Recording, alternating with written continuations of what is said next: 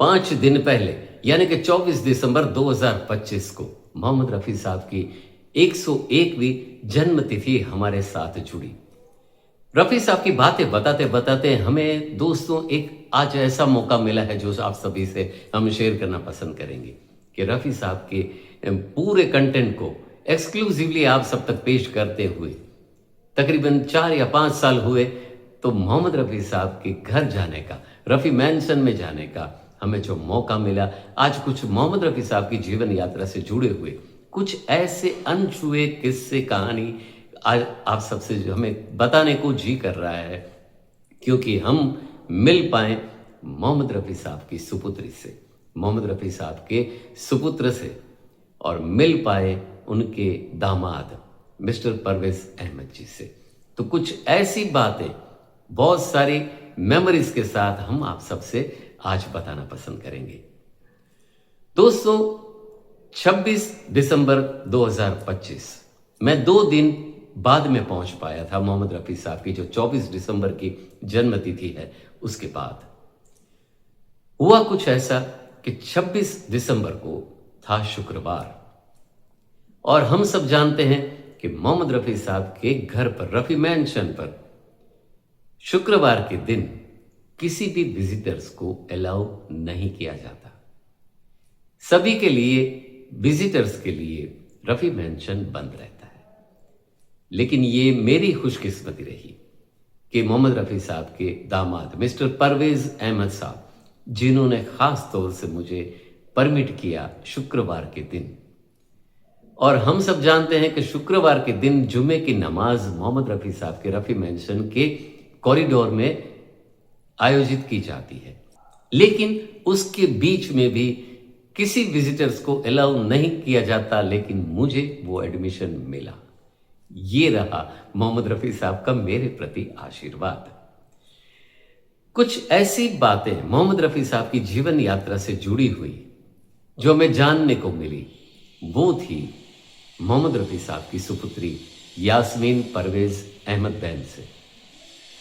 यास्मीन बहन ने मुझे बताते हुए सही मानों में मेरी आंखें नम हो रही हैं, मुझे जब मेरे सर पर हाथ रख के आशीर्वाद दिए और मैंने उनका हाथ मेरे माथे से उठा करके अपने हाथ में थामा, तो सही मानों में मुझे ऐसा लगा कि जैसे मैंने स्वयं मोहम्मद रफ़ी साहब को छू लिया। इससे पहले साथ साथ परवेज़ अहमद साहब ने इतनी बहुत बड़ी आव भगत मेरे लिए, मेरे जैसे छोटे चाहने वाले के लिए जो आयोजित की, उसके लिए हम तहे दिल से शुक्रिया अदा करते हैं। परवेज़ अहमद साहब के साथ जब मैंने विजिट किया उनका स्टूडियो, लेकिन उससे पहले यास्मीन जी ने कुछ ऐसी बात बताई मोहम्मद रफ़ी साहब के हवाले से। यास्मीन जी ने एक बात मुझे कही कि बचपन में जब यास्मीन जी अपने पूरे परिवार में सबसे छोटी सुपुत्री रही, तो मोहम्मद रफ़ी साहब की उनके प्रति कुछ ऐसा लगाव था कि यास्मीन जी के कमरे का पूरा कलर कॉम्बिनेशन, बैकग्राउंड, पर्दे, ये सब यास्मीन बहन की पसंद के मुताबिक खुद रफ़ी साहब सिलेक्ट करने चाहते थे और उनके रूम को कुछ इस तरह डिज़ाइन करते थे जिसमें यास्मीन बहन अपने बचपन में कैसे खुश रह पाए। एक ऐसी बात यास्मीन बहन ने मुझे बताई कि जब बचपन में उनकी तबीयत जब नासाज थी, छोटी बच्ची जब वो थी तब, तो डॉक्टर्स, उनका जो फैमिली डॉक्टर थे, उन्होंने कहा कि इस बच्ची को आपको हॉस्पिटल में एडमिट करना पड़ेगा। लेकिन मोहम्मद रफ़ी साहब ने कहा कि मैं मेरी इस बच्ची को अपने घर में ही रख करके ट्रीट करूंगा, मुझसे उनकी हॉस्पिटल तक एडमिट करने की जो प्रोसेस है वो मैं बर्दाश्त नहीं कर पाऊंगा। और एक ऐसी अहम जानकारी आज हम आप सभी से शेयर करने जा रहे हैं, जो यास्मीन बहन ने बताया कि मोहम्मद रफ़ी साहब बिल्कुल ही सादा जीवन जीना पसंद करते थे। वो जब कभी फ्री होते थे तो उनके घर के पास जो छोटा सा गार्डन था, उस गार्डन में ज़मीन पर बैठकर अकेले कुछ समय व्यतीत करते थे। यास्मीन बहन ने अपनी माताजी से पूछा कि अब्बू जान ये क्या कर रहे हैं, अकेले इतने लंबे वक्त से बैठे हुए हैं, जो अक्सर रफ़ी साहब बैठा करते थे। तो मोहम्मद रफ़ी साहब की धर्मपत्नी जी, यास्मीन बहन की माताजी, जिन्होंने ऐसी बात कही कि पता नहीं, अगर हो सकता है कि शायद तुम्हारे अब्बू अल्लाह मियाँ से बातें कर रहे हैं। दोस्तों, ये तो थी परिवार की ओर से मिली हुई कुछ ऐसी जानकारियां मोहम्मद रफ़ी साहब की जीवन यात्रा से।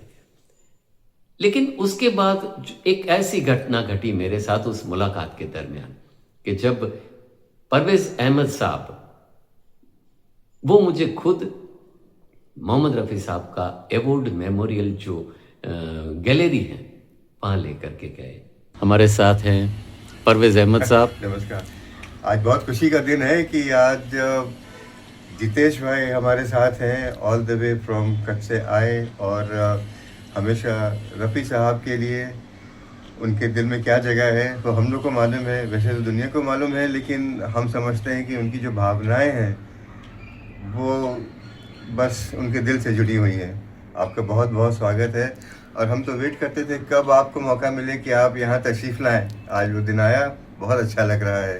अब ये सिलसिला जारी रहना चाहिए, जब भी आप मुंबई में हो आपसे मुलाकात ज़रूरी है, अपनी एक और मुलाकात ज़रूरी है। अभी दिल की हर बात अधूरी है अभी। आते रहिए सर। Hello family. काफी लंबे अरसे से मैं सोच रहा था कि हमारे रफ़ी साहब के जो फैन हैं पूरे वर्ल्ड में जो फैले हुए हैं, उन सभी के लिए एक ऐसा वीडियो बनाया जाए जिसे देखकर आपके दिलों की गहराइयों तक ये वीडियो पहुंच जाए। आज मैं एक ऐसी जगह पर हूं, पूज्य, आदरणीय, वंदनीय, प्रातः स्मरणीय, जो भी कहें, माननीय मोहम्मद रफ़ी साहब।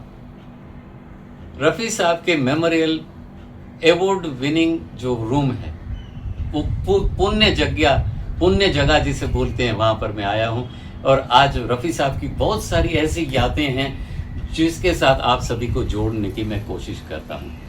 आज मेरे साथ हैं मोहम्मद रफ़ी साहब के दामाद, माननीय परवेज अहमद साहब, और मेरी खुशकिस्मती है कि परवेज अहमद साहब मुझे ये पूरा रूम दिखाने वाले हैं। देखिए कौन कौन सी यादें रफ़ी साहब के जीवन के साथ जुड़ी हुई आज हम जोड़ने जा रहे हैं आप सभी के लिए।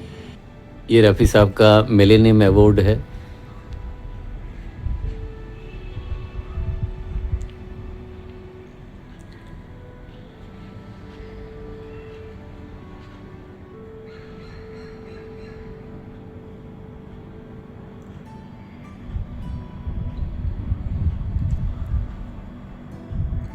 इतने सारे अवार्ड्स के बीच ये वो चेयर है जिस पर रफ़ी साहब बैठा करते थे। ये वही टेबल है जिस पर रफ़ी साहब ने कई गीतों के लिरिक्स को लिखा होगा, सुधारा होगा, रटा होगा और हमारे दिलों तक पहुंचाया होगा। ये वो टेलीफोन,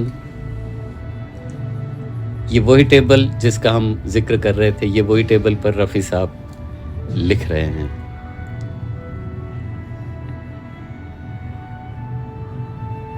और ये वही टेबल है।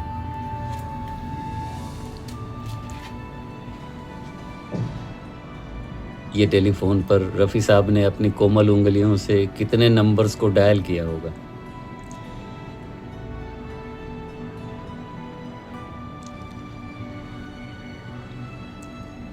ये सारी ट्रॉफीज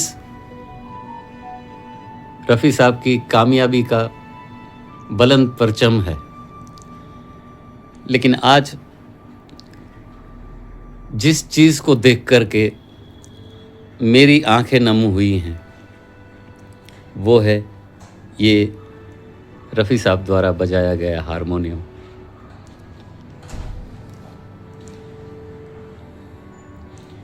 बिल्कुल बगल में वही तानपुरा, जिन पर रफ़ी साहब ने कई घंटों तक अपनी खूबसूरत सी आवाज़ में कई गीतों के रिहर्सल्स किए होंगे, उन दोनों को याद किया होगा। ये वही चाय का थर्मस और कितनी कितनी कितनी सारी यादें आज मुझे देखने के लिए जो खुशकिस्मती नसीब हुई हैं। और मैं ख़ास तौर से परवेज़ अहमद साहब का और रफ़ी साहब की सुपुत्री जी बहन जी का तहे दिल से शुक्रिया अदा करता हूं कि आज शुक्रवार है। वैसे आज किसी भी विजिटर्स को इस हॉल में प्रवेश नहीं दिया जाता, लेकिन आज मैं परवेज़ अहमद साहब की कृपा से, उनके आशीर्वाद से और मेरी बड़ी बहन जिन्होंने आज मुझे सही मानों में जब छुआ तो मुझे लगा कि मैंने रफ़ी साहब को छू लिया। इन सभी यादों के बीच में एक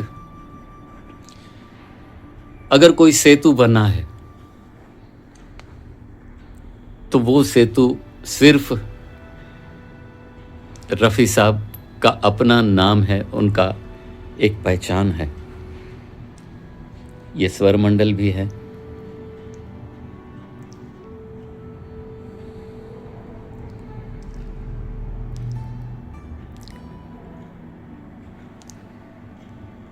ये playback singer of the millennium का अवार्ड है, एजाज़ है जो रफ़ी साहब को दिया गया था। अच्छा, बाकी सारी ट्रॉफीज तो आप देख रही हैं। ये टेबल चेयर भी आपको जितेश भाई ने दिखाया। ये फिल्म फेयर अवार्ड्स हैं 6 जो रफ़ी साहब को मिले थे। और एक जब रफ़ी साहब यूके, यूनाइटेड स्टेट्स और कनाडा के टूर पे गए थे तो उनकी मुलाकात मोहम्मद अली क्ले साहब से हुई थी, जहाँ उसकी ये तस्वीर है। ये अवार्ड उनके हाथों से मिला था। ये प्लेट वो दे रहे हैं साहब को। और ये है नेशनल अवार्ड जो क्या हुआ तेरा वादा गाने के लिए, उसके लिए मिला था उनको। ये है पद्मश्री का अवार्ड जो माननीय राधा कृष्णन साहब जो प्रेसिडेंट थे उनके हाथों मिला। और ये आप देख सकते हैं गुजरात स्टेट्स के कुछ अवार्ड्स हैं।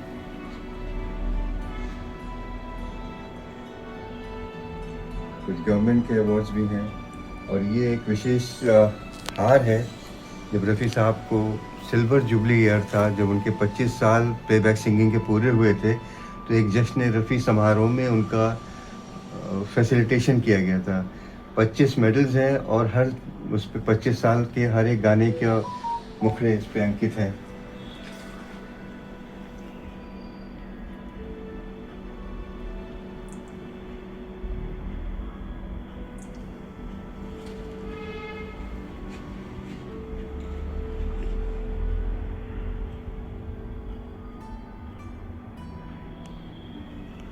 ऊपर जो मेटल के रिकॉर्ड देख रहे हैं वो प्लेबल नहीं होते हैं और रिकॉर्डिंग कंपनीज की तरफ से मिलते थे। Silver disc, golden disc, platinum disc, ऐसे सब डिस्क होती थी जो नंबर ऑफ सॉन्ग्स या म्यूज़िक बिकने के बाद दिए जाते। 5 लाख 10 लाख ऐसे तो सिल्वर डिस्क हो गई, इस तरह से होते थे।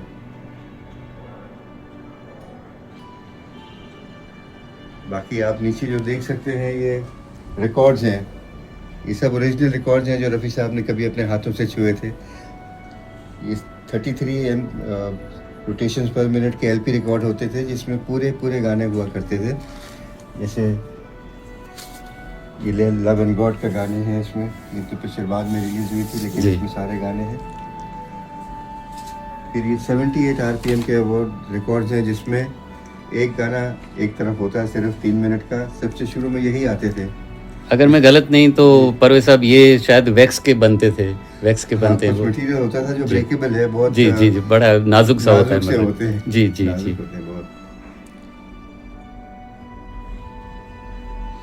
फिर उसके बाद तो 45 आरपीएम के रिकॉर्ड आए हाँ, जिसमें EP 4 गाने होते, ईपी EP बोलते हैं बिल्कुल जो, सही, yes, बिल्कुल yes, yes. ईपी है, छोटे छोटे छोटे रिकॉर्ड छोटे रिकॉर्ड्स, लेकिन इसमें गाने ज्यादा होते थे, 4 होते थे। जी जी जी और 78 आरपीएम में एक ही गाना जी होता जी था जी एक जी तरफ। जी पहले अवार्ड्स भी देखिए कितने शानदार बनाते थे, थीम होता था, जैसे ब्रह्मचारी में गाड़ी थी, उस गाड़ी बना दी, इस धर्मा में प्राण साहब डाकू बने थे, वो बना दिया। जी जी जी पहचान में राजेंद्र कुमार साहब की ऐसी छवि। जी जी जी अगर आपको याद होगा खिलौनों में वो नर्तकी बनी थी, जी, उनका वो सरगम में घुंघरू और ढफली थे, वो है। यस यस यस, इस तरह की सारी चीज़ें यहाँ पे पहले कितनी सोच थी। बिल्कुल बिल्कुल सही। और एक चीज़ ये देखिए, सावन भादो एक पिक्चर आई थी, जी, उसमें घड़ी का अवार्ड बना के दिया है, जिसमें नंबर नहीं है बल्कि फिल्म का नाम लिखा हुआ है, सावन भादो।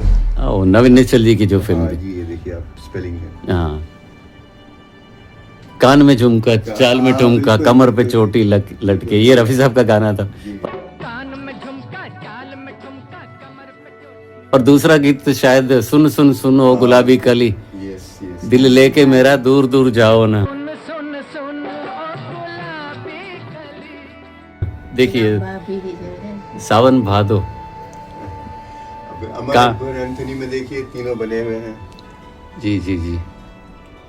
सारी चीजें इस तरह की हुआ करती थी। तो दोस्तों, कुछ ऐसे करेंसी नोट्स जिनके नंबर ही मोहम्मद रफी साहब के जीवन काल से जुड़े हुए हैं। देखिए 24/12, ये करेंसी के सीरियल नंबर भी आप देख सकते हैं।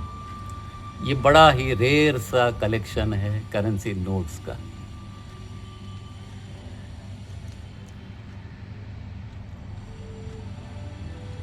चौबीस दिसंबर, अलग अलग मूल्य के सभी करेंसी नोट्स हैं। जिन्होंने भी ये संजोया है, उनका मोहम्मद रफ़ी साहब के प्रति श्रद्धा, प्यार, जो भी कहें। AMG's यूनिक गिफ्ट स्टोर, ऐसी तो कई बहुत सारी अमूल्य चीज़ें इस मेमोरियल में है रफ़ी साहब की। जब मैं मोहम्मद रफ़ी साहब का मेमोरियल हॉल, जो गैलरी है, उनके दर्शन कर रहा था, लेकिन उसी वक्त एक ऐसा चमत्कार हुआ कि मोहम्मद रफ़ी साहब के सुपुत्र माननीय शाहिद रफ़ी जी भी अचानक से उस जगह पर एंटर हुए। और मेरी खुशकिस्मती रही कि मैं उनसे गले मिल पाया, उनसे हाथ मिलाया। और शाहिद जी से भी मैंने यही कहा कि आज आपको छू करके सही मानों में मैंने मोहम्मद रफ़ी साहब को जैसे छू लिया। एक ऐसे पारस पत्थर इंसान जिसे वो खुद छू ले वो सोना बन जाए, ऐसे रफ़ी साहब के इस अवार्ड हॉल पर आकर के आप सभी तक ये यादें पहुंचाने की मेरी कोशिश। हो सकता है आप भी महसूस करें जो भावनाएं मेरे दिल के साथ आज घट रही हैं, उनको आप सब तक छोड़ने की मेरी छोटी सी कोशिश। प्रणाम रफ़ी साहब को, प्रणाम उस कलाकार की कला को, और ख़ास तौर से प्रणाम करता हूँ परवेज़ अहमद साहब को कि जिन्होंने आप सब तक ये सुहानी याद पहुंचाने के लिए मुझे शुक्रवार के दिन भी आज परमिशन दी। शुक्रिया परवेज़ साहब। दुनिया के श्रेष्ठतम गुलकार, दुनिया के श्रेष्ठतम प्लेबैक सिंगर और दुनिया के सबसे विनम्र और श्रेष्ठतम इंसान मोहम्मद रफ़ी साहब। उनके परिवार से मिलकर ही पता चलता है कि ये जो पूरे संस्कार हैं पूरे परिवार के, ये मोहम्मद रफ़ी साहब के ही देन है, मोहम्मद रफ़ी साहब के ही आशीर्वाद है, जो इतनी बड़ी शख्सियतें होने के बावजूद पूरा मोहम्मद रफ़ी साहब का परिवार मुझे कुछ ऐसे मिला मेरी पहली मुलाकात में ही, जैसे हमारा बरसों से उस परिवार के साथ कोई नाता हो। वक्त हो चला है आज के हमारे विचार बिंदु का। कामयाबी के दरवाजे तभी खुलेंगे जब आप सच्चे दिल से उस दरवाजे को खटखटाएंगे। दोस्तों, कैसा लगा आज का हमारा वीडियो? हमें जरूर से लिख करके भेजिएगा। आप सभी के वैल्यूएबल फीडबैक्स के लिए हम बेसब्री से इंतजार करते हैं। अगर आप चाहें तो हमारे वीडियोस को लाइक करिए, अपने दोस्तों के साथ शेयर भी करिए। अगर आप चाहें तो हमारे चैनल को जरूर से सब्सक्राइब करिएगा और हाँ, बेल नोटिफिकेशन और ऑल के बटन को भी जरूर से क्लिक कर दीजिएगा। आप सभी को हमारे वीडियोस के नोटिफिकेशन सबसे पहले मिल जाया करेंगे। मिलेंगे बिल्कुल ही ऐसी नई प्यारी सी तरोताजा सी वीडियो के साथ, दिल से दिल तक जेडी चैनल पर। तब तक bye bye, take care, save water, save our mother earth.